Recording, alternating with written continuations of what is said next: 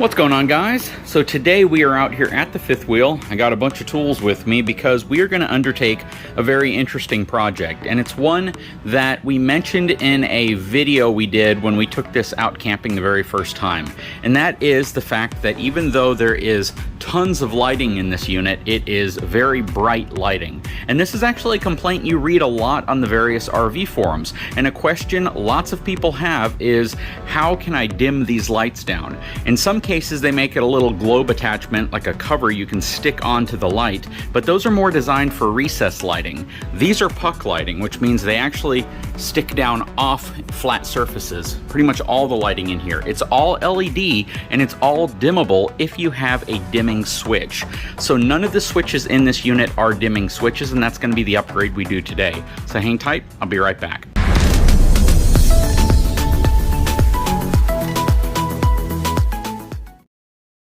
So you may ask, if this was such a custom unit, why we didn't go ahead and have dimming switches put in. And the answer to that is, we really didn't think about it. A lot of folks think that Coachman built this for me as a completely custom one-off unit, and that's not the case. This is actually a prototype concept, which means they're likely going to adopt many of the things that we did, while at the same time not putting certain aspects in because they're cost prohibitive, right? In terms of the tires that they put on the standard Brookstone are G-rated Sterling tires. They're great tires. You don't need to move to a J-rated tire. 8,000 pound axles aren't needed because this specific unit weighs more than any other Brookstone will ever weigh. And because of that, you are fine with the 7,000 pound axles. You got 14,000 pound axle capacity, and at any given time, you'll probably have around 12,500 pounds actually resting on those axles. So you have more than enough axle capacity. When it comes to the air conditioning units, that is something they're exploring doing, right? 3 ACs inside of an RV absolutely makes a lot of sense in South Texas. To areas in other parts of the country, maybe not so much. But for us down here, it does make some sense, and having 3 ACs is definitely something that makes the unit so much more comfortable. But the main scope behind the collaboration was this area right here, to give us better utilization of space, give us a better mid-bunk. And I know everyone's going to say, well, why don't you walk into the mid-bunk? Well, the mid-bunk slide is currently in. I'll come in here so I can turn it on real quick. Or at least the lighting. Slide is in, so there's not a lot of room in here, but essentially the difference between this, at least the primary difference, is how we changed the entrance to the mid-bunk. In the current 398 MBL, you enter it right here, and it really makes for awkward utilization of space. So I wanted a coffee station. The current version doesn't have much of a coffee station. They were able to accommodate a huge coffee station here. And then we moved the door to the side here, which gives us a tremendous amount of space inside of the mid-bunk, a fully utilized desk, as well as closet and wardrobe space. So that's really nice. And that was the biggest really feature that we had to spend a lot of time trying to figure out how we would work into the equation. Other things like the dark batten strips, these will likely make it to production. You know, there were some things that are definitely unique to this RV that might not make it in future units, because that's kind of the point of this. A concept non-production unit is really designed for us to work out what features work and what features don't.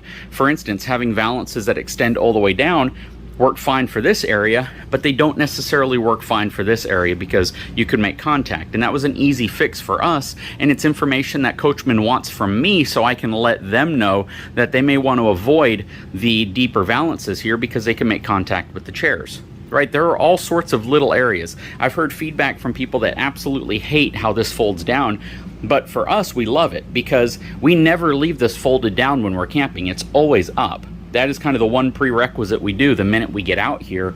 We just flip that up, open it, because if it doesn't fold down when this slide is in, it'll make contact with the island, and we don't want that to happen. But we do like the ability to extend it out further like that.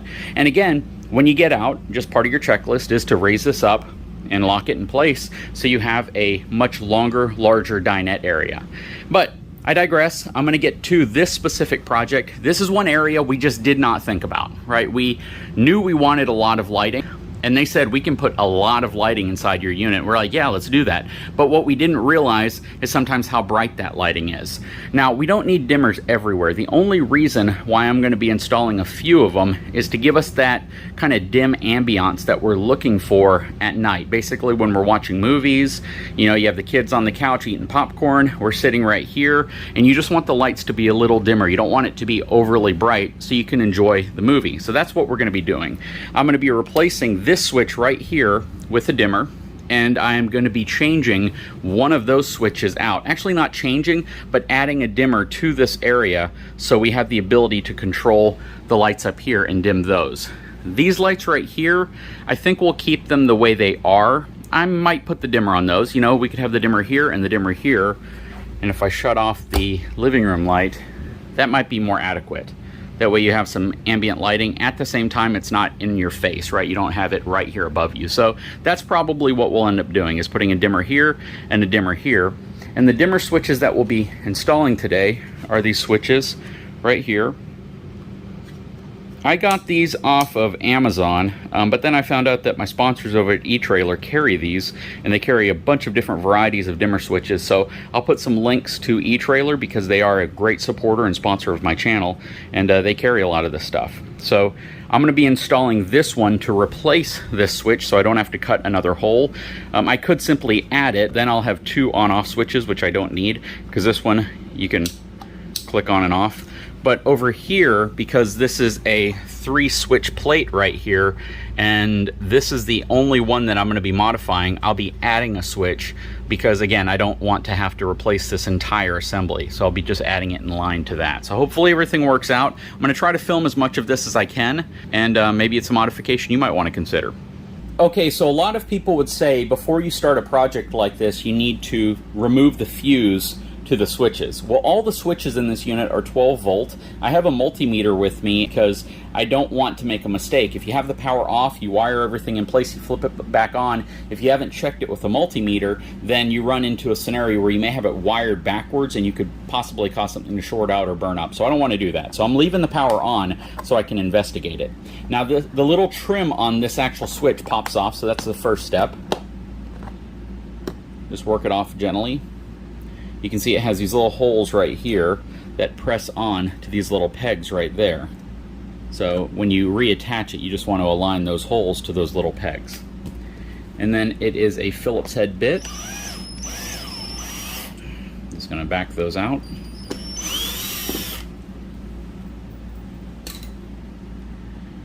And the switch should just come out. Okay. So here is the switch, and here are essentially all my wires. So I have my ground wires, and then I have my power wires. In RVs, your white wires will typically be your ground connection, and this is similar, I think, to home construction as well. In vehicles, black is almost always ground and red is hot. In RVs, black is usually your hot wire and white is usually your ground wire. But there are other circumstances where things going to accessories will be a different color. So you have blue and white here, and these should be 12 volts. So I'm going to check these with a multimeter real quick, and I'll also flip the switch to make sure power transfers to this or switches over to this and goes all the way through once I have the switch turned on. Okay, so I have my multimeter, and I'm going to go ahead and check to make sure that I have 12 volts going to this line currently. So I'm going to hold this one into my ground plug right here, and I have 13.3 volts with it off, nothing, and then with it on, 13.3 volts. Okay, so this indeed is my positive connection, and this indeed is my ground. Okay, so the way I'm going to need to wire into this is the power wire coming into this switch, which is this bottom wire right here, goes to the switch. When you flip the switch on, it connects the circuit, and it continues to provide power through this wire to the light, to turn the light on. And this is my ground connection going from the light to the chassis of the RV. So a good way to look at how this works is when the switch is off, it breaks the connection between these two. When you turn it on, it bridges that connection, and it allows power to flow through the switch to the actual light. So like this, it's like closing the dam. Like this, it's like opening the dam. So I'm going to turn it off for now. It really doesn't matter for what I'm doing. And what I need to do on this switch is I'm going to wire this constant power lead to the red connection. So like I told you, typical 12-volt electronics in a vehicle, red is positive, black is negative, and white goes to the actual light. So in this specific setup, my black is going to go to the white right here, because this is the ground cable in an RV, and this is my ground cable here. Red is going to go to this wire right here, because again, this is the 12 volts coming in from the battery, and then white is going to go to the LED lights. So let's see how that works. Okay, so to do my wiring, I would typically use crimps, but in this case I'm going to use these really cool connectors that I got on Amazon. They are super awesome. They work really, really well, and they secure the wires in them very, very well. And then I'll just stuff the connectors back here behind the wall whenever we get to that point. But for now, what I need to do is make my connections. So I want to connect my power wires first, and then I'll connect my ground wire. But before I do that, I want to show you essentially how this works. So again, I told you that this switch, when in the on position, kind of bridges the gap between the two connectors here. And a good way to kind of demonstrate that is if I remove the switch and I touch these two wires together, the light's going to turn on. So all that's happening when you flip a switch on is it's like this when it's off, and it touches the two when it's on. I don't want to get confused between these two wires, which I can always use my multimeter and verify that this one is the one feeding up to the lights, and this is the one coming from the battery of the RV. So this one's hot currently, and this one's not. This one is what continues the current whenever I have it connected or whenever the switch is flipped on. Okay, so a quick way to verify that everything I've said is accurate, I'm going to take my red wire, which again, if you look at the back, red is my 12 volt lead, white is what goes to the light, and my black wire is my ground. So I'm going to take my 12 volt wire right here. I'm going to go ahead and just kind of jam it in here real quick. Again, this is coming from the battery. Then I'm going to take my white wire, which goes to the light. Jam that in there as well. And then I am going to touch my black wire right here, and then watch what happens. Can you see that? You can probably see it fading on and off. So that's all I'm doing. Very, very simple process. Shouldn't take very long. Again, just got to make my connections, and I got to make this hole slightly larger so I can fit this switch into that location. I'm cutting it right at the actual crimp, only because I want to keep as much wire here as possible. If I have to put another crimp on, I'll just replace it.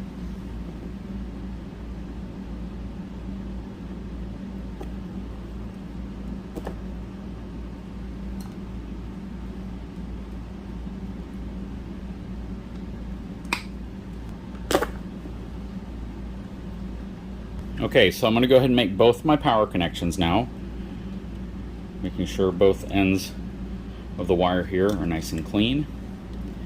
Again, this is my 12 volt lead, and this is my light going to the switch. So I am going to insert my red wire on this side, snap that shut, and then I am going to insert my blue wire, at least my first one, right here. Make sure that's all the way in. Close that as well. We do the same with my white wire.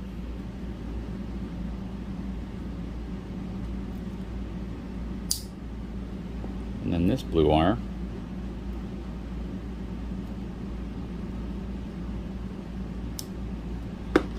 There we go. Those are not coming out. They are very, very well fastened in there. And then I will disconnect my ground wire right here.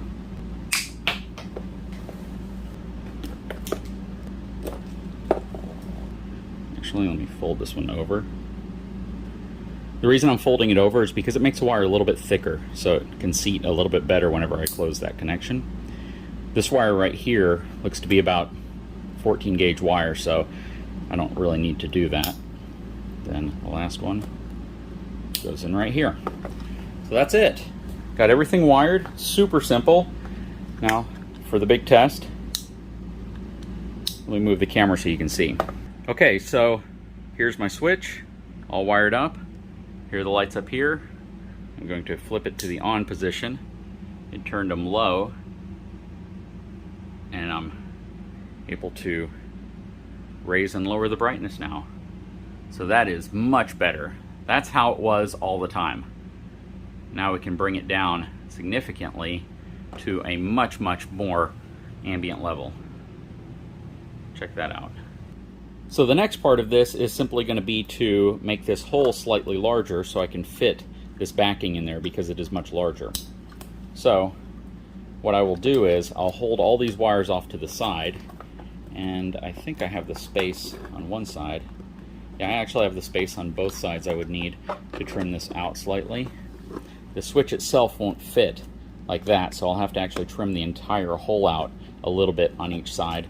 It fits top to bottom wise. Well, it's tight, but that's fine. So yeah, just need to cut this part back right here and then cut this part back and then bring it down, and it should work perfectly.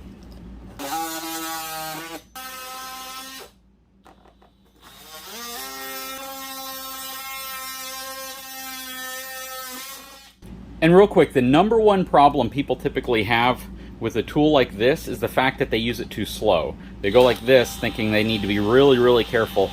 The fact is, if you do that, it's going to want to scroll on you. It's going to want to bounce around and move. You want to put it on almost its highest setting, and that's going to give you a much cleaner cut, much faster cut, and a more accurate cut. So just be aware of that. Alright, so whenever you're wiring everything back up, you want to verify where the holes on your switch are and where your wires are going to be ran, because you don't want to get this back in place, put your screws in, and end up breaking a wire or making contact to a wire, which can cause problems. So in essence, you want to just verify visually where everything is, where the wires will be, and just make sure nothing's, again, going to make contact with the switch screws whenever you start to refasten that back in place. And we should be in good shape. And something that helps is the fact that the bulk of the back portion, let me zoom in, right here will kind of push the wires back a little bit, so you don't necessarily have to worry about them getting that close, but you do want to pay attention to it though. And I'm actually using much shorter screws than what they had in here originally. Just an extra piece of precaution.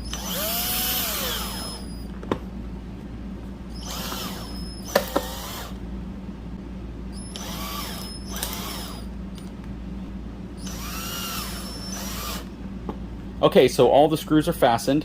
Make sure that you have the switch positioned the right way. So you want to look at the switch and you see where it turns here counterclockwise to turn off. You want to make sure that that's still the same position the line's in whenever you mount it in place. Here we go. Check that out. So right here you might see a little bit of flashing right there, and you actually don't see that in real life. You only see it on the camera. Check that out. So this was actually a very simple install. Sometimes installs like this can be the most intimidating because people don't like messing with their wiring. In my case, you know, I'm familiar with 12-volt wiring, and the switch is labeled very well, so you know exactly how everything should be. But now, again, we have the ability to dim everything down and make it look a lot nicer. And just like the other switch I did, I removed the cover the exact same way. The only difference is there's 3 switches here instead of 1. And the one I need to access is going to be the sofa switch right here at the end. So that will be the only one that I'm changing. And I'm going to be doing it a little bit different, because this specific switch I'm not going to remove or disable. I am going to essentially run the power coming from this switch into the dimmer. So you'll have to flip this switch on to operate the dimmer, which I think is perfectly fine. It's going to make things a little bit different only because I want this switch to still function. Okay, so I'm recording a bit more of this than I thought I would, but white is still ground because there's 3 lights up here. I have 3 ground wires right here, and red is actually going to be my power wire. So in the other case it was blue with a white stripe. In this case it's actually going to be red with a white stripe. So again, exactly the same. Power's coming in through this bottom one. Then when you flip the switch on, it connects these 2 and power goes out to the light. So works exactly the same way. The difference here is I am going to be feeding power from this wire right here to the actual dimmer switch, and the dimmer switch will be mounted up here. So I got to find exactly where I want to mount it so I don't interfere with anything. Okay, so I made a little crude drawing of the back of the switch right there. That's going to be my cutout. And again, the wires will feed through the back there, down the bottom, and that's where I'll make all my connections. It should be very, very simple and pretty quick too. Okay, so the switch is in place. Red wire, which is going to be fed from, again, the battery of the RV, is this bottom wire typically, but because I am wiring it in line with this switch, whenever I turn the switch on, it's going to allow this 12 volts to go through this wire right here, and then this wire is going to be my 12 volt lead powering this switch. Then this other end, when I cut it, which goes to the lights, will actually go to the white wire here. So it's doing the same thing as the other switch. The only difference is I have this switch in line, which will control power going to the dimmer. So ground wire is going to be connected exactly the same as the other ground wires through here, and that should be a very, very simple process. Okay, we have it all wired up. So again, this wire right here comes from the RV battery. Then when you flip the switch on, it provides power now to the dimmer switch. So it goes into the red connection going into my dimmer switch, which is my 12 volt connection. My white wire is the other half of this wire that I cut. So this wire right here and this wire right here used to be connected. So now my white wire is what goes to the actual lights to control them. And then my black wire is connected to the ground connection. So if I flip this switch on, which it is, and I turn this on, now I have a dimmer. And if I turn it off here, it kills power to them, or if I have this on and I flip this switch, it's going to kill power to them. Either way, everything's connected. And now I have the ability to really dim the lighting in here. Let's put it right about there. Let's turn this one on real low as well. Let's stand back. Actually, let's turn off these incredibly bright lights up top, which I think are those right there. And then stand back. And again, you might see them flickering in the camera, but they are not actually flickering in real life. Just an effect you get when you film LED lights with the camera. But there we go. Much, much softer. You can compare it to the lights over the stove. That is exactly, I think, what my wife was looking for in terms of ambient lighting. So I hope she likes it. Whenever she comes out, I will demonstrate it to her. One final step, putting the plates back on. Man, it looks really good. It is really cool to be able to control this from here now. Very, very cool.